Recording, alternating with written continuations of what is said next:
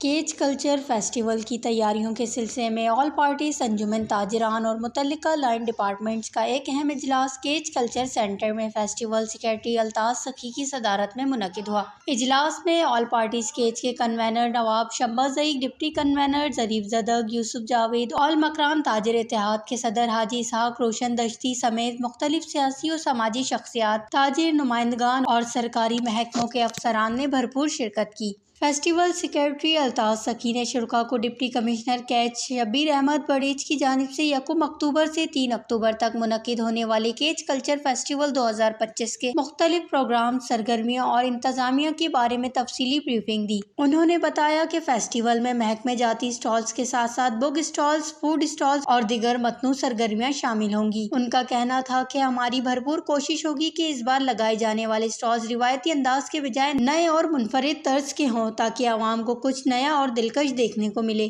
Festival کے انعقاد کا بنیادی مقصد لوگوں کو علمی، ادبی، ثقافتی اور تفریحی مواقع فراہم کرنا ہے تاکہ یہ فیسٹیول صرف ایک تقریب نہیں بلکہ ایک یادگار اور تاریخی ایونٹ بن سکے۔ انہوں نے مزید کہا کہ کیچ کلچر فیسٹیول کی کامیابی کے لیے ضروری ہے کہ معاشرے کے تمام طبقات بڑھ چڑھ کر حصہ لیں اور اپنی موجودگی سے یہ ثابت کریں کہ ہم ایک زندہ، بیدار اور باشعور سماج ہیں۔